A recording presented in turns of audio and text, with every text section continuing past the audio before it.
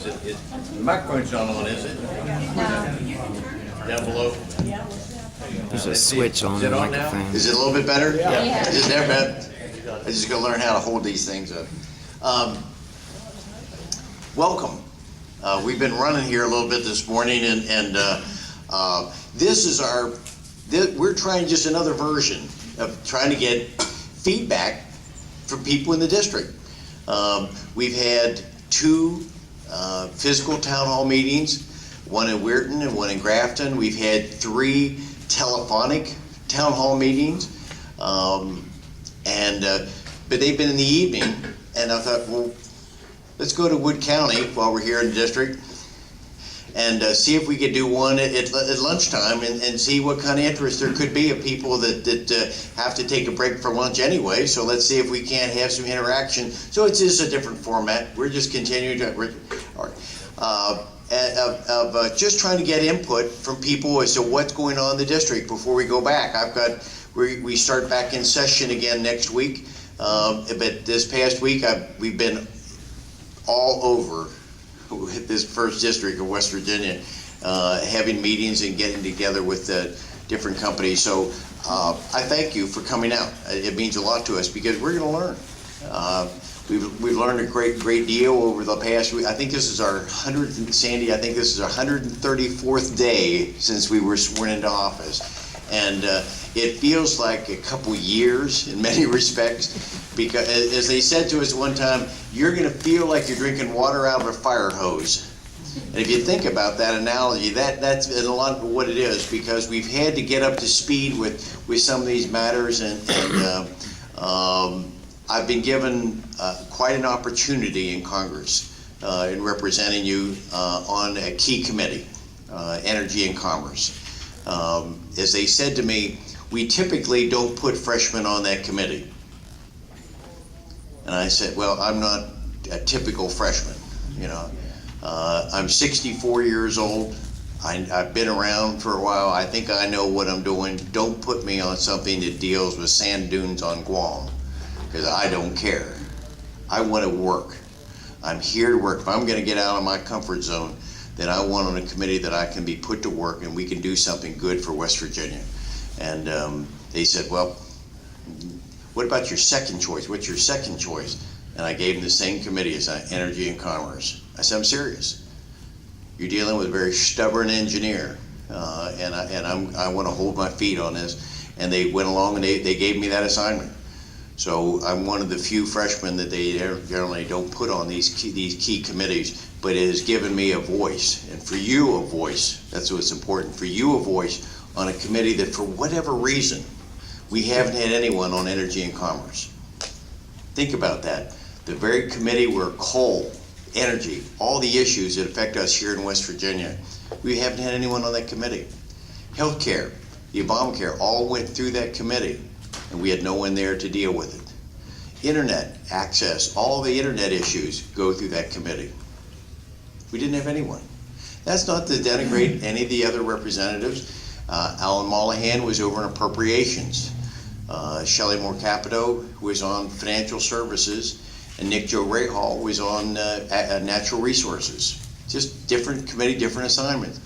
I want to work where it's about coal and energy and what we can do to try to make a difference here, because to me it's all about jobs.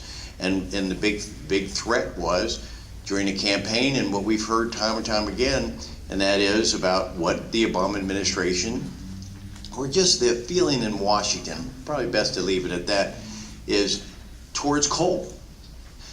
I've been blessed, having served 14 years in the West Virginia legislature, to know that 50% of the revenue to operate the state of West Virginia, to run all our institutions, all our facilities, comes from coal. It's coal. So when someone in Washington wants to attack our coal, they're attacking West Virginia. And that, I take that very personally. I'm 7th generation West Virginian. My grandson now is the 9th generation to grow up in this state. You're attacking my home, my state, my people.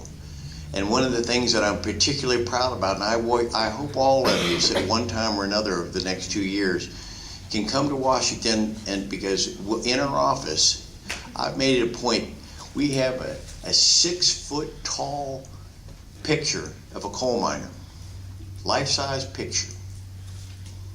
And I want everyone that come in that office, I pointed out to them, it's hard to miss it.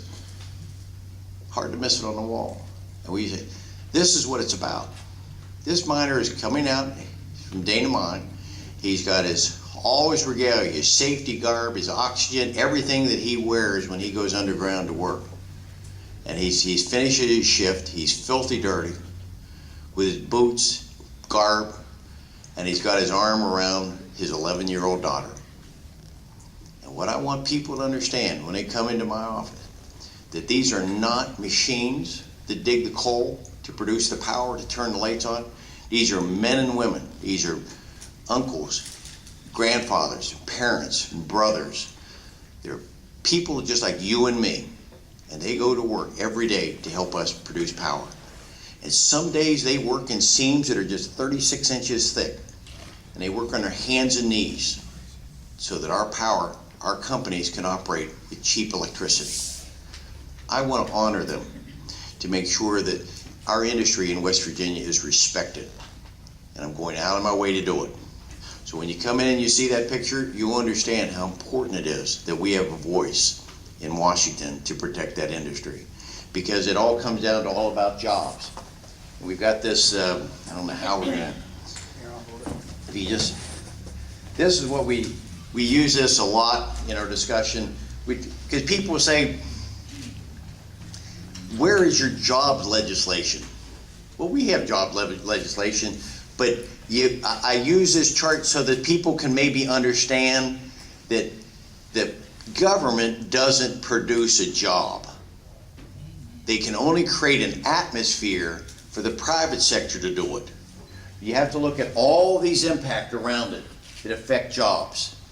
I want people to understand it. So we're making sure wherever we go, we take this chart or something similar to it, talk about how energy prices, if we don't control through legislation energy prices, it's going to affect jobs. Same thing with the budget. Taxes, what happens when you raise taxes? The spending, when we're out of control in our spending in Washington, that affects jobs. The regulations affects jobs. The health care plan that is affecting jobs. All of these, so you deal with these matters, we go to the core thing of what we're talking about, is protecting jobs and trying to create in the private sector how we're going to survive, how we're going to deal with it. You don't just introduce a bill to create jobs. I can't force this private company to expand, but yet if we get rid of some of these other things, the incentive is there for them to go ahead and create the jobs. But we've got to deal with all these tangential issues because they all have an impact with it. So I've got this is probably where I spend most of my time, honestly, and that is dealing with the regulations. Because that's where we spend most of our effort in the committee, is dealing with the EPA and what it's doing for energy, what it's doing to our coal industry. And I could get, we have examples of that I'd like to share, but I'm interested a lot of hearing from you. But all I can just tell you is the EPA has a good mission. I understand what its mission can be, but I'm also thinking that they have to take into consideration, and heretofore they had not. That was, I want them to take into consideration before they issue another regulation the impact it has on the jobs, the economic impact of any EPA reg.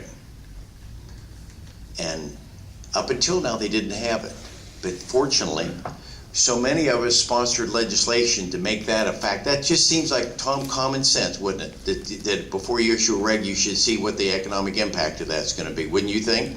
Absolutely. Okay, but they didn't have it. So now what we've done is, fortunately, the president, though, got wind of it, of what was going on, and he's issued an executive order to make that a requirement. It's not the law, just an executive order. So we're not backing off. We're going to continue to try to make it so that it becomes a law of the land, that you're going to have some, you're going to have to consider things of economic impact, because they can't do this to our American public. You can't keep issuing these things in a vacuum. They affect us. One way or another, they can affect us. So let's make sure we understand what those things could be. So that's all right. We can put that down. So different format. I could go on. There are things that through regulations you can see what they're doing in the coal, but even to the point of how many of you were aware, just the overregulation of what's coming out of Washington is just a little silly thing, but it's emblematic. To me, it's a poster child. We don't have them here. Incandescent light bulbs. I see a lot of heads nodding. Isn't that something? The federal government's going to tell us we can't buy a 100-watt incandescent light bulb after the year 2012. And then in the year 2014, you won't be able to buy a 60-watt incandescent light bulb. I understand how, from an engineering principle, I understand how you use more power to do that. I understand it's not the best way to conserve on power. I just simply don't want to have the federal government telling me what I can do. I'm a strong advocate. I have waved this Constitution around so many times in Washington that we've had extra copies printed to be able to hand them out to people. Show me in here where it is that we have the responsibility, the obligation to tell people, one, you can't buy an incandescent light bulb, and secondly, we want your cars. They were actually saying the other day in a committee, we want cars in America to get 60 miles to the gallon by the year 2020. If they want to get to 60 miles, the American public will buy the car, but there's no demand. Don't tell me by the Constitution you can abuse that privilege to be able to do that. Yes, sir. Well, they used a general welfare clause, Yeah, and everybody's letting them get away with it. not everybody. Well, most everybody. Yeah, all I can tell you is there's a new sheriff in town. And so we've got, there are 87 freshman Republicans and there are 9 freshman Democrats. Collectively, it's almost 25% of Congress are new faces. And I think as a group, although we have discussions, I think they want to see something different. And that's both sides of the aisle are saying, this isn't working. And one of the messages we wanted to make sure that we talked about during this, and I want to elicit some comments, but I'm trying to give you a sense of what some of the issues we're dealing with, has to do with the debt. $1.6 trillion this year. $1.6 trillion.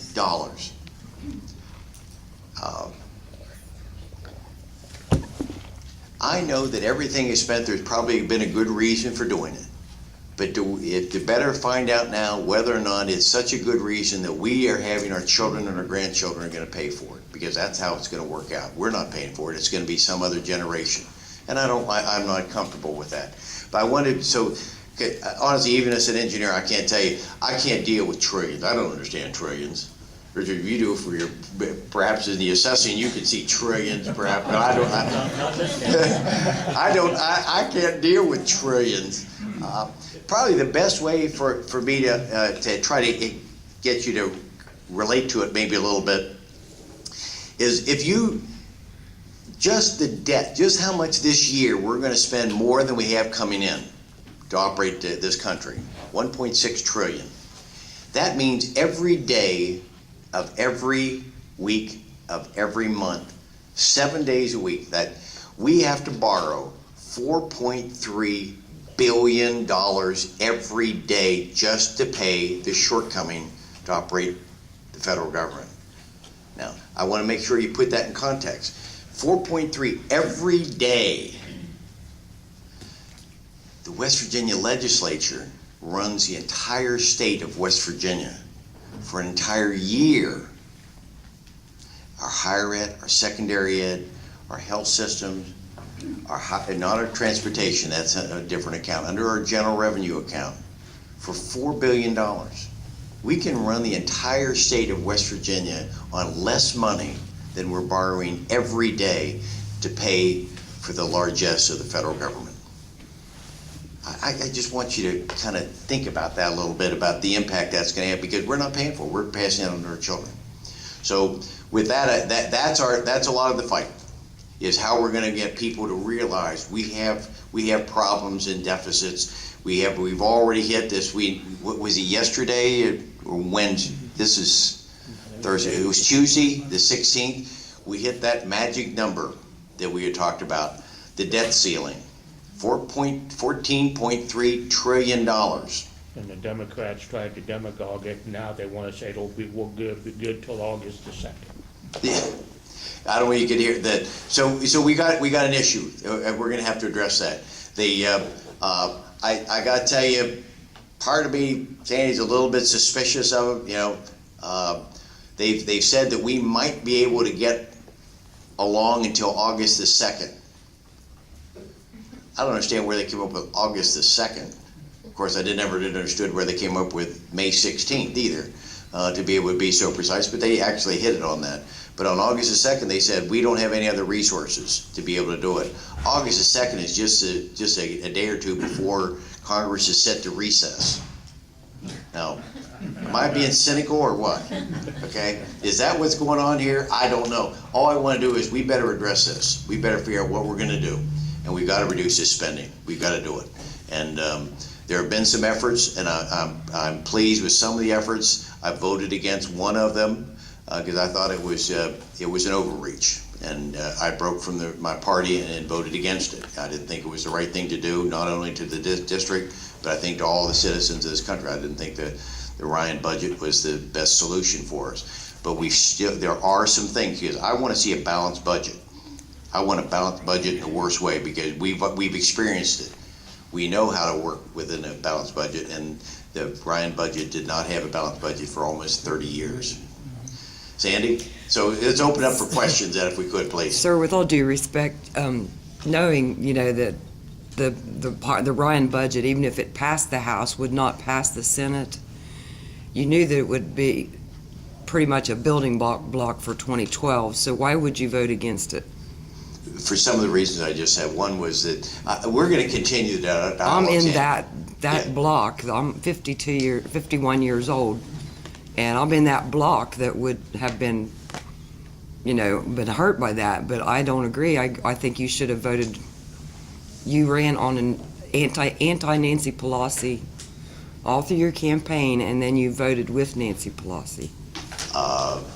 If she voted for it, I don't know what she did. That was not the issue. I'm interested in the seniors and the Medicare expense. I think the Medicare expense, what it was going to do with privatizing that and the out-of-pocket expense for people that in the next year, I don't think they did. The CBO did a scoring, or they did an evaluation of it, and they said that it was going to cost seniors, even with the change that they were planning, that it was going to cost them almost twice the amount of out-of-pocket expense. I know we need to begin the dialogue, Sandy, but I don't think that was the right bill.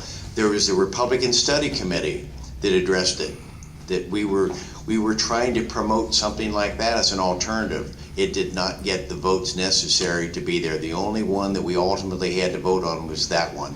There were several other alternative bills. We didn't vote Nancy. If you're watching my vote and see how many times Nancy Pelosi happens to vote with me, they're probably going to find other times. I'm not voting for Nancy Pelosi.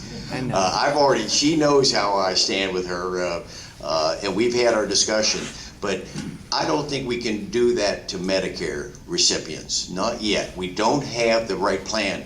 And I could go further with you on that. At the same day they came out with that bill, Sandy, they had a release of information that, fortunately, because of all the debate that had been going on about the budget, and the CBO had done, or the Government Accounting Office, GAO, I'm sorry to use all these acronyms, but the Government Accounting Office went through and found out it was anywhere between $48 and $60 billion a year in waste, fraud, and abuse that they can identify it, let alone the ones they haven't been able to identify. So do I want to slash funds from people that are on Medicare to... When we could do a better job maybe of tracking it down? What I'm saying, it would have never made it through Senate anyway. It was a building block. The building, Sandy, okay, are you able to hear Sandy up here? No. We're talking about we still have a building block. It's still there. I just said that is the adult conversation has to begin. But it's not that piece of legislation. We're going to see something that's going to come out we're going to have reduced spending. It has to be there, or we're going to grind to a halt. But we're not going to do it on the backs of our seniors. You have to. West Virginia is the oldest state by percentage in the nation, And the first district of West Virginia is the oldest of the 3 districts. But the Paul Ryan budget only affected those under 55. That reputation of being the older is still going to continue into the year 55, those people that are 55. Just please bear with us. Okay. Bear with us as we develop it, because that was a missile that they sent. They fired that first shot, okay? I want to see what the Senate hasn't responded yet. We're going to see what they do when they come back out with theirs, and then it'll go to committee with it. We're going to see something that we're going to be able to vote. We have to do it. We have to do something. Yes, ma'am. And my name is Christina Smith, and I represent the ARC of the Mid-Ohio Valley, the ARC of West Virginia, and individuals with disabilities.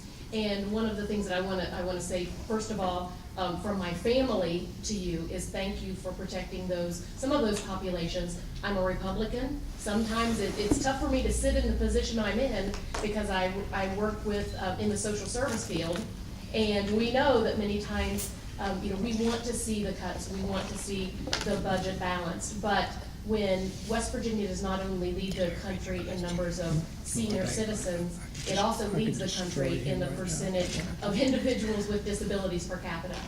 And when you consider that most federal funding models follow the state populations, the people that we serve are getting hit, and those the reduction in the block grants are going to completely annihilate programs for individuals with disabilities and for seniors as well. Thank so you. I appreciate you looking at that and taking that into consideration. You got a question? Did I see you raise your hand? Or we're going to get to you. My question is the medical. I'm very hard of hearing, so let me get away from this mic. See if- My question is about Medicaid and Medicare. Okay. They're two different ones. The only problem that I have, and I think some seniors have, is when we go get our medicines at the pharmacy, we have trouble because we just have a certain amount of money to get our medicines. And my trouble that I have is the eye doctor, the dentist, and and some other stuff. And with that, and I was kind of wondering, how can you, because you only have a certain amount of, in the budget of money that you get, how to get it to help out a little bit more. Yeah, but, let me go back to the mic now. Thank you. One of the things that I liked about the Ryan budget, and I told him as we sat and talked, because we had, I'll share more information, I can tell you what some of the others, but on the Medicaid was sending the Medicaid program back to the state and giving us a block grant, but give them no reductions, but give them the flexibility. That's what I liked about it. I like the idea that Medicaid program in West Virginia is not shouldn't be the same as it is in New Mexico or Idaho or New York City. We have a different mix. Our situation is different. So what I've asked is to send the Medicaid money back to the state as a block grant and let the states craft the program. Now, from the federal level, is that we have got we should give them guidelines, some expectations of outcome. Yeah, perhaps something. I don't know what I don't know whether we're going to use that term or not necessarily, but some kind of guideline so that a governor can't come in and emasculate a program and cut something out. So we have to have some expectations.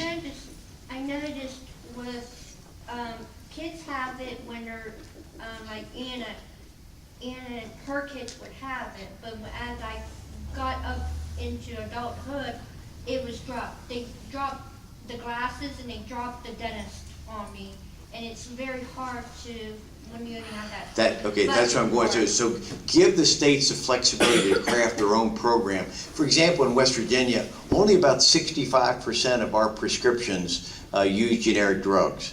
But yet you talk to Haley Barber in Mississippi, they're almost now at 95, 97% using, and that savings has allowed them to fund other programs to make sure that they can do that.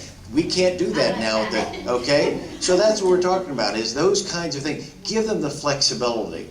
I don't think Washington has all the answers. I really don't. Some of the other people may think they have, but I'm not one to do it. I want to get it more back to the state level, but give them some guidelines, some controls, and then we'll see what happens, because it's working in Mississippi. They got a waiver, and so we'll deal with that. How about, yes, ma'am?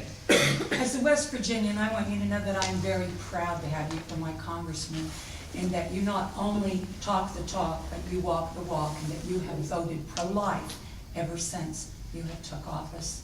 And Thank you. I think, and I pray for you every night, and I ask God to bless you, and I think God will bless West Virginia because you are a pro-lifer.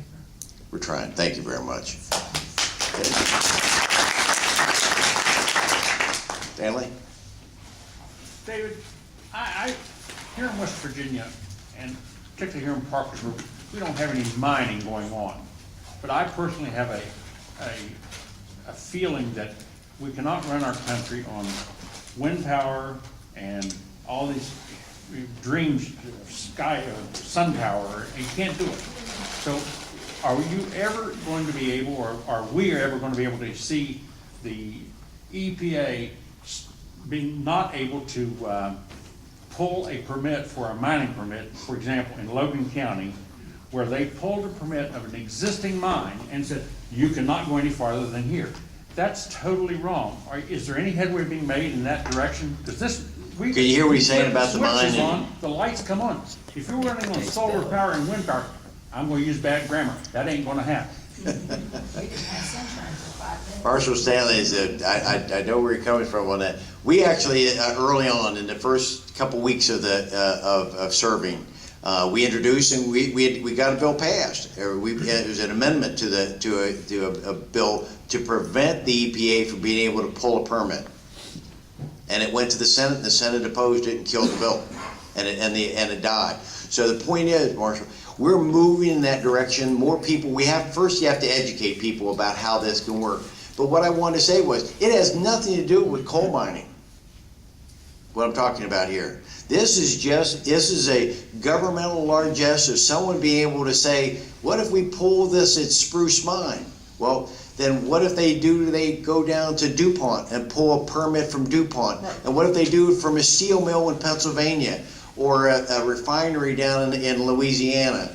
They have to be reined in, and there's where a lot of our fight. That's why I said on regulation, that's where I'm spending a lot of my resources to do it. Because you just named one, Spruce Mine. You got the Rayless Mine, you got the Dana Mine in West Virginia. So now there have been 3 mines stopped in West Virginia because of the EPA's overregulation.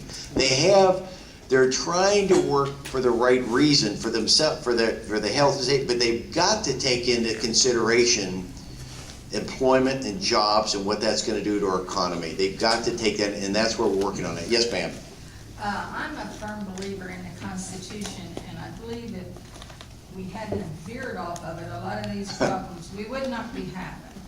But the thing that keeps coming up that bothers me is, why are the agencies and presidential executive orders making laws when the Constitution says that's Congress's job? I don't understand what's going on there. Are there just a few congressmen in committee getting with agencies and between themselves deciding?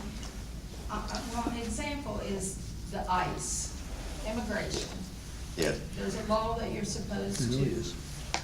The government, ICE picks up when the states call that they have immigrants that need to go back. There's an executive order says, due to funding, you don't have to do that. The FDA, I've heard that they're now going after the Amish because they're selling products that the FDA does not approve. Like their milk, their jellies, I don't know if that's true or not, but I heard that on television just the other day. And also the EPA. How can they make these laws and go out and, I thought only Congress made laws. Thank you. So did I. So did I. And here's part of the problem, if you can. I don't want to come across too cynical, okay? Because that's not productive. I want to get something done.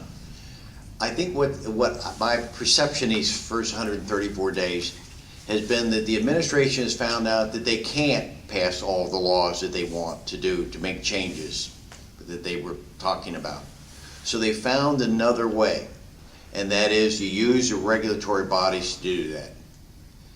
It's an example. Let me give you just if I can in short, I've never been able to put answers in short form, so I apologize again. One of them has to do with fly ash. It's an unavoidable byproduct of making coal, of burning coal. We use it all the time. And as a result of this byproduct in our powerhouses, the administration wanted to do that by regulation, was to stop that. The House now is controlled by one body, the Senate by another, and he can't get that accomplished. So they unleashed the EPA to pass it by regulation. So they're now going to regulate that fly ash could be a hazardous material. If it's a hazardous material, we won't be able to reuse it. Right now we use it in drywall, we use it in concrete, we use it in toothpaste, and we use it in a whole variety of products. But the regulation, for us to control that, we've passed, I'm a co-sponsor of a bill to bring them under control so that those regulations have to come before Congress for approval, okay? Because they're making law by doing that. So we may very well be able to pass out of the House, but then it has to pass the Senate, then it has to go to the President, and what's the likelihood of the President vetoing a bill that reduces his power to control the regulatory bodies? That's why there are some real struggles going on in Washington, and power bases, and how they're fighting to see who's going to emerge.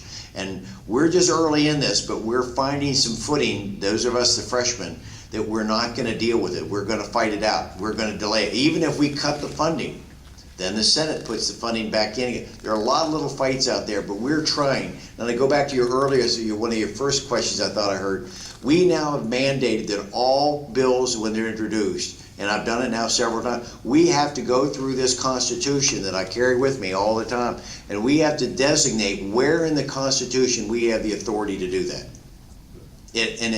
Whether it's working or not, I don't know. Only time will tell, because it's still early on with 134 days. Watch and see over some time. But what we have to do, I've got to get this regulatory group. We've got to find a way to do that. I think it's going to destroy our American way of life if we don't we don't have votes on something like. Let me ask a question of you. I am curious. We've done this at the other meetings. We've done it at meetings that weren't necessarily town hall meetings, but we just asked a question, and that is, it was one that Frank Luntz has asked several times to his think groups that he gets, focus groups that he gets together. There is an issue here. It would be, with a show of hands, for those of you that think that your quality of life is better than the quality of life of your parents, raise your hand. If your quality of life is better than your parents' quality of life, it's about, 70-75%. The national average is then between 70 and 80%. Yeah, but ask the next question. Now the next question. Right. Now, Right. Tell us what path we're on. I'm sorry? Tell us what we think we're going to be. Ask us how we're going to answer this question after you guys get through with us 5 years from now. Okay? Not okay? you guys. Well, okay. Let me ask the second part to that question then. Okay. This is the one that is probably more heartfelt for all of us. Will your children's quality of life be better than your quality of life? Raise your hand. Mine was. 2, 3 out of the group. Then My grandchildren may not be, but my children definitely will a better quality of life than mine. Yeah. Okay. That's the way Yeah. You see the direction we're going with this. Yeah. And that's where I think enough people are starting to pay more attention. That we've lost a bit of an American dream and ideals of how we can achieve something, and we're trying to get that back. Before it goes too much further, we're trying to fight to get that back so that people think that their children's way of life will be just as good, if not better, than theirs. but just this polling here is so consistent with every place we go. And this isn't I'm not just polling Republicans. Wherever we go, we did it in one of our telephonic town halls. We got the same kind of response back to push your buttons on the thing.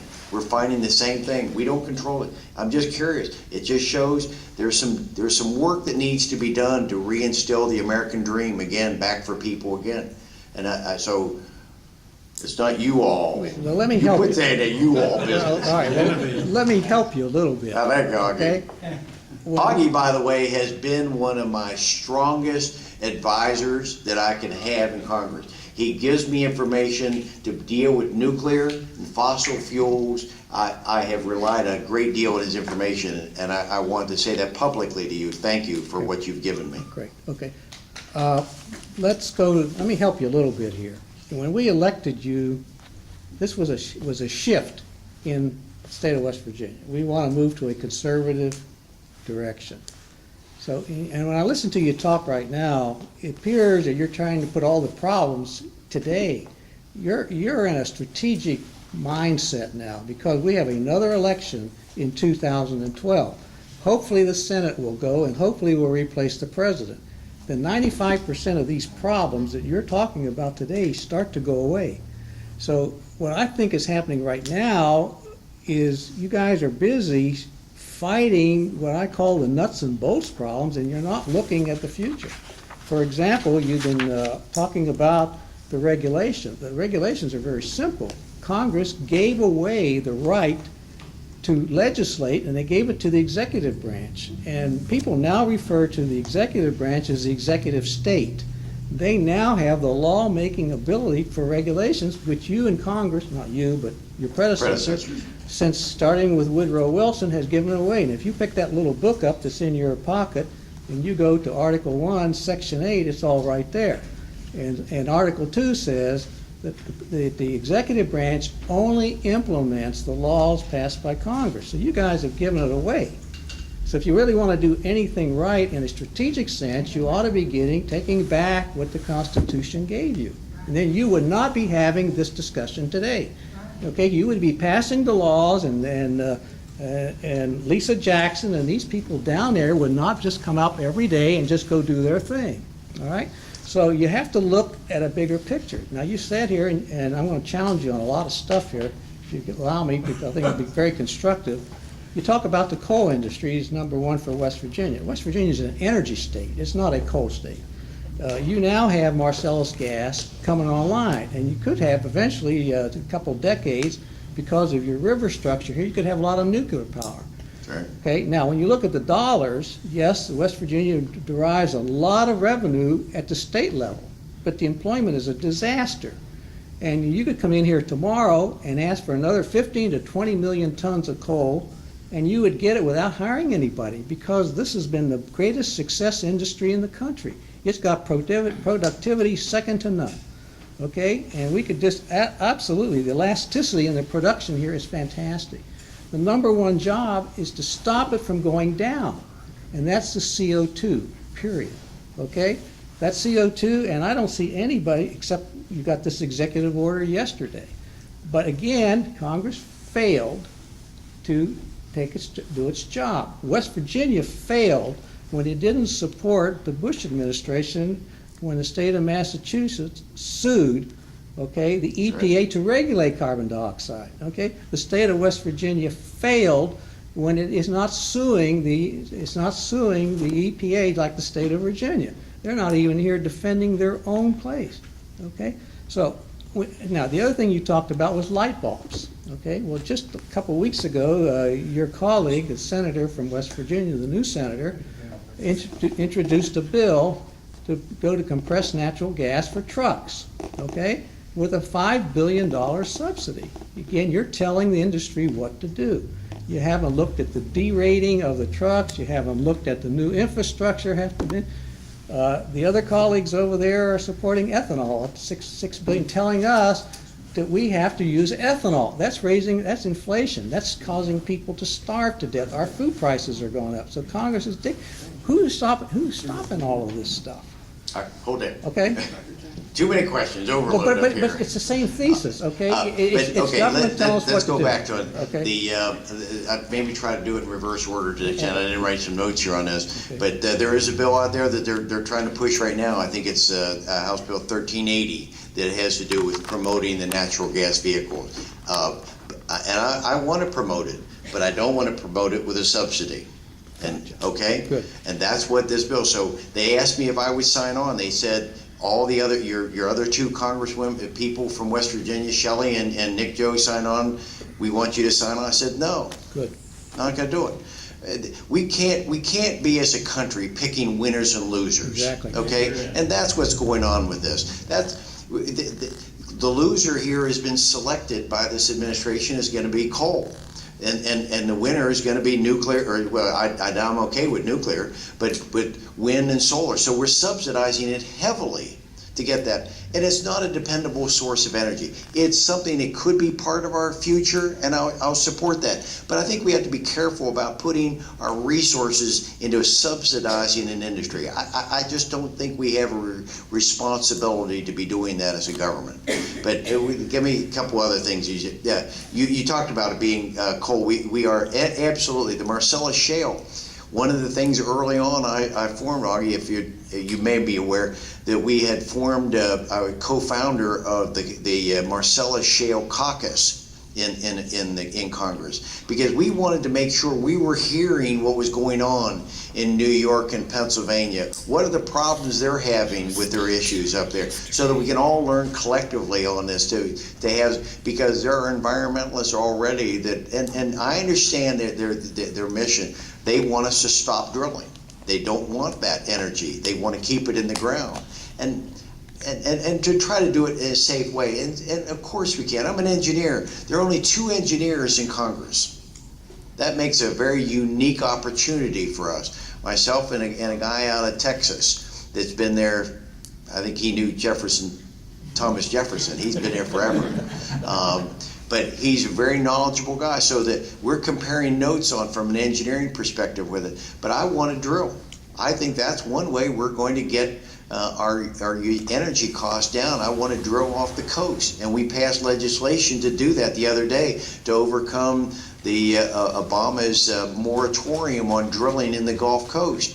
And then it died in the Senate. It came with 3 votes short to pass through the Senate. I've got some other questions. Yes, sir, in the back. Let's get back to the light bulbs.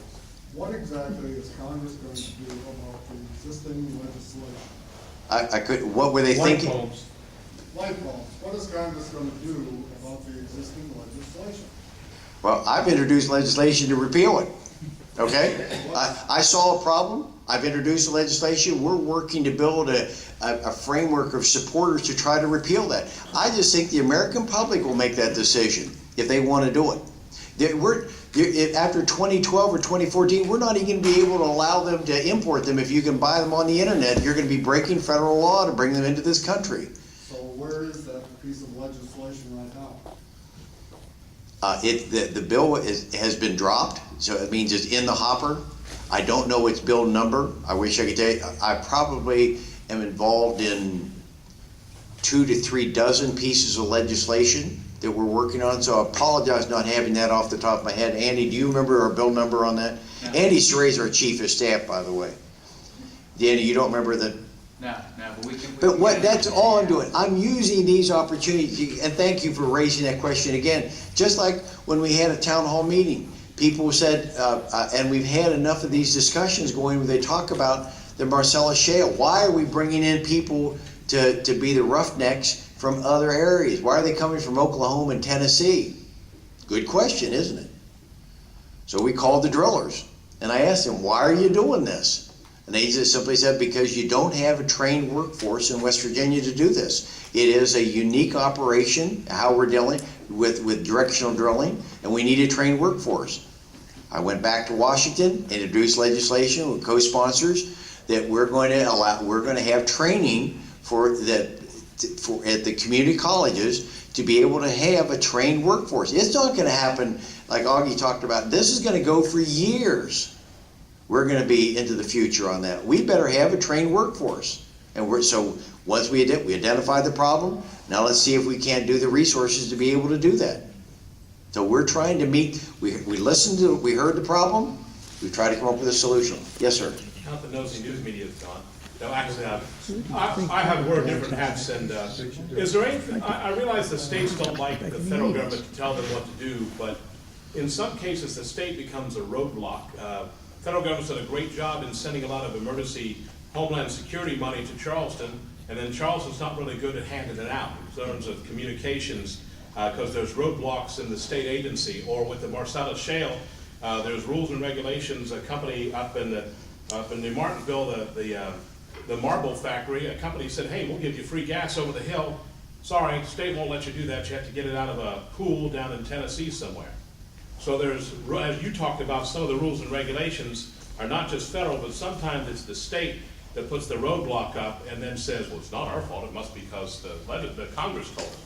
No, it's because the state. Is there anything you can do to check up on the states when you say, here's your block money, do what we told you, and then they sit down and go, why? We're meeting all the rules, we're meeting all the regulations, when they're really not. That's the issue we're running with Medicaid, how to do that. I think you're on the right track, and I can tell you, if we're going to do any more of that, you're going to see us be, I think we'll play a bigger role. I appreciate you bringing that to our attention again. That's because I've heard that before. Communications is a big issue. There's 14 interoperable radios sanctioned by the federal government sitting at the Vienna Police Department that the State Office of Homeland Security will not allow them to get programmed to be able to use to communicate in emergencies. So Senator Rockefeller comes and says, we're going to sign legislation to have broadband. There's already work being done, and it's being held up at the State Department of Homeland Security. They won't let Mr. Jeanette won't let the money go through. We got notes on this. We're going to follow up. Thank you. That's a good observation. Yeah, Tom. Another way of looking at that situation could be, and we'll probably butt heads on this more than once, but We'll get closer to you. The Medicaid issue. Yes.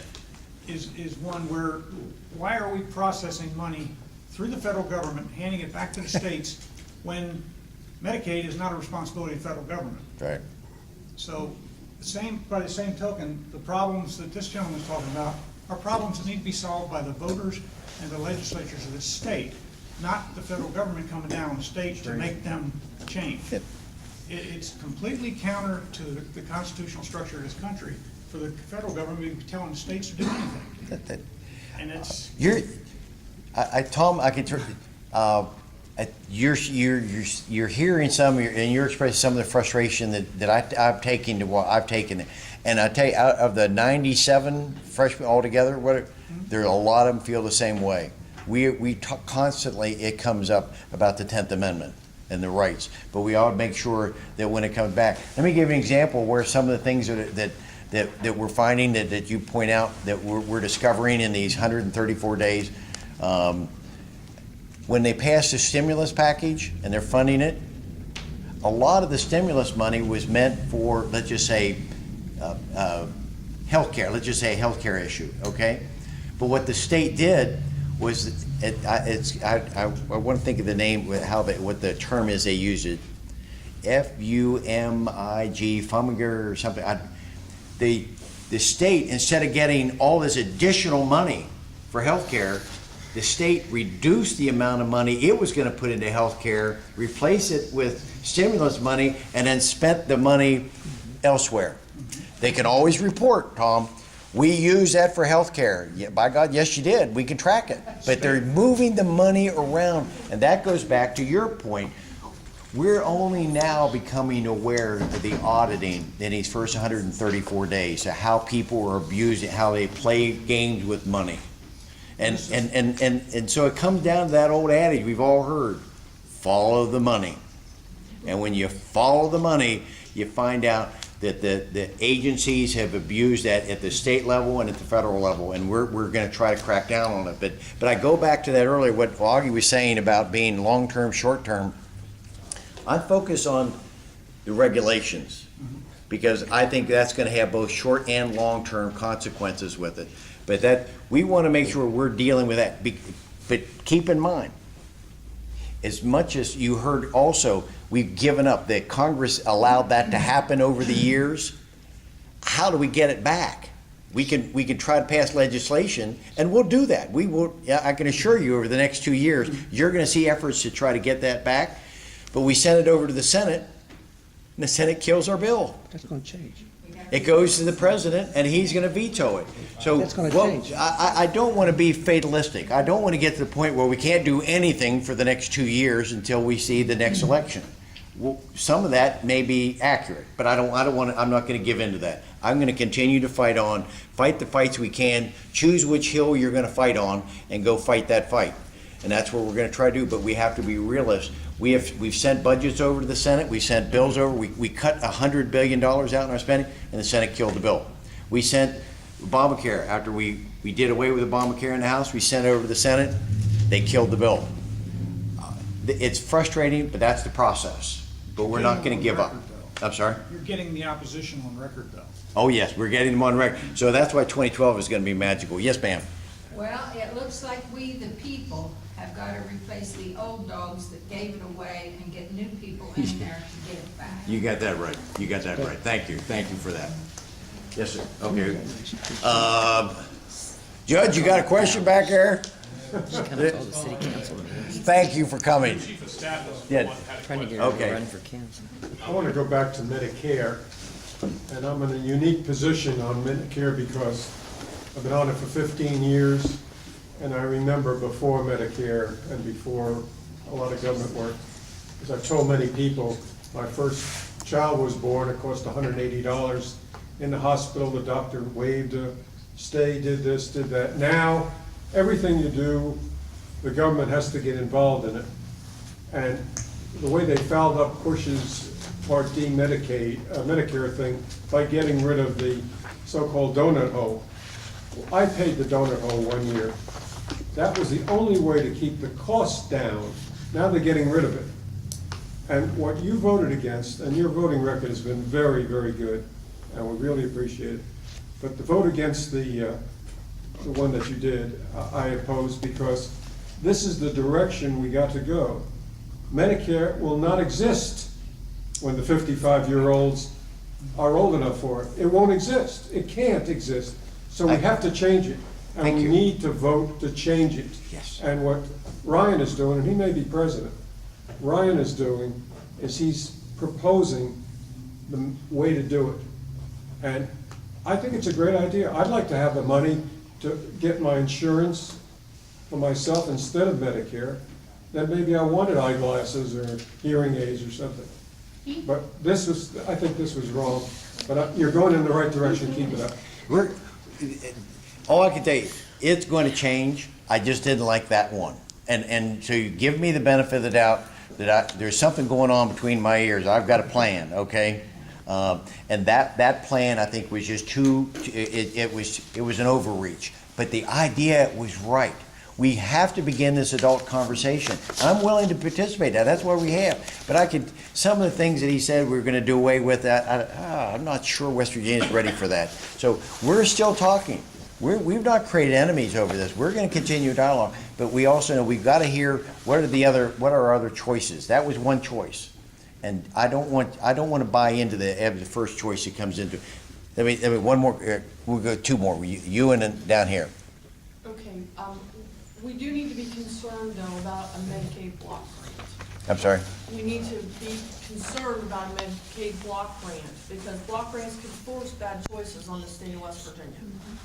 And the reason that it could force bad choices on the state of West Virginia is because we could lose home and community-based services and supports.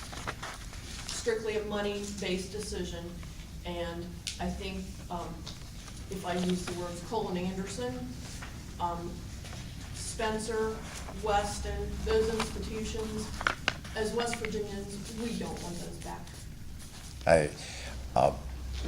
I work with my daughter. You may or may not know that I have a grandson with a special needs child.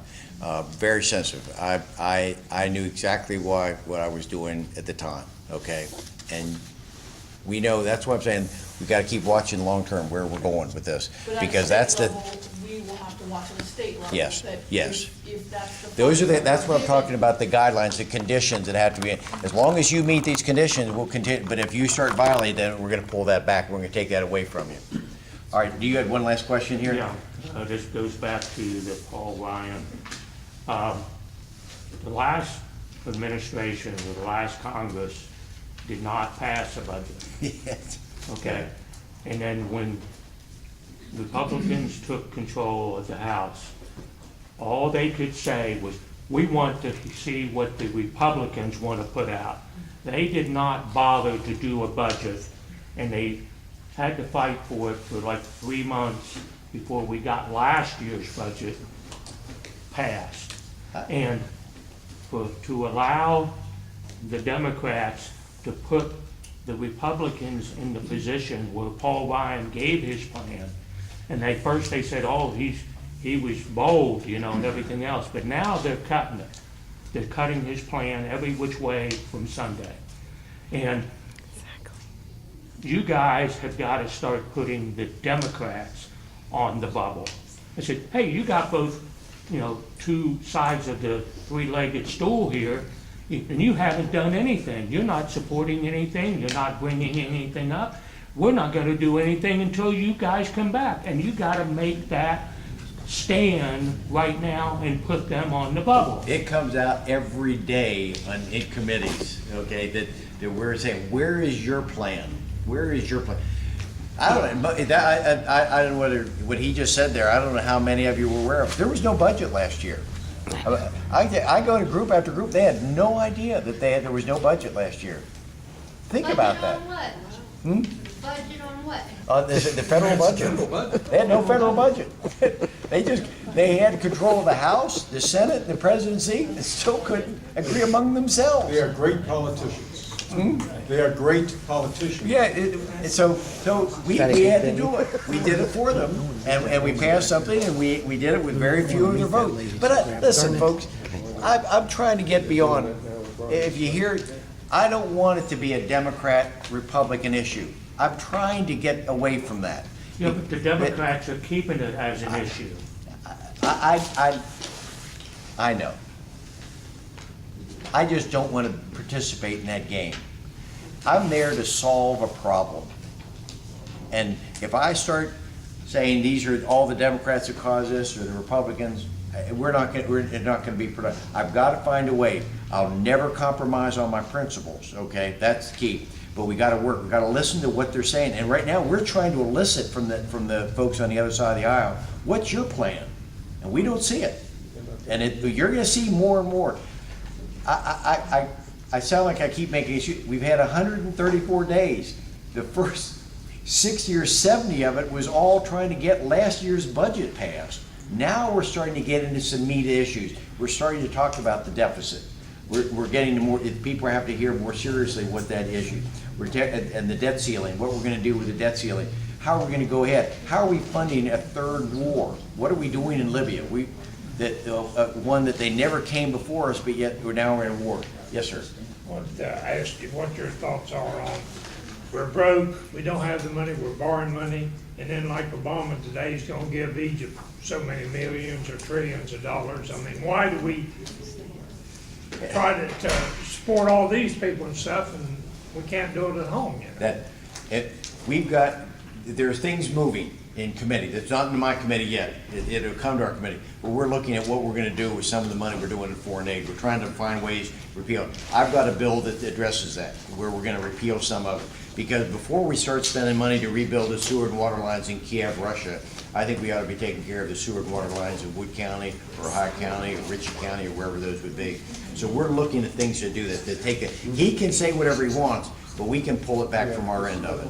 Well, listen, this. What I'd like to know is, okay, they say one of the foreign countries can have a disaster. All the money goes over there, right? Yes. What happens when our south is washed away, the tornadoes has come through? Who's coming to help us? Still coming. That's right. I understand there's no answer to that. They're not.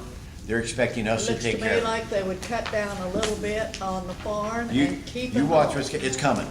It's coming on this. We have, as this budget, as it works its way down through, you're gonna see some reductions on some of those things, so we take care of our own folks. This was a different format. I don't know whether you couldn't compare it. I'm comparing it to some of the other formats. I'm kind of intrigued with it. it was a free-for-all here. 2 hours.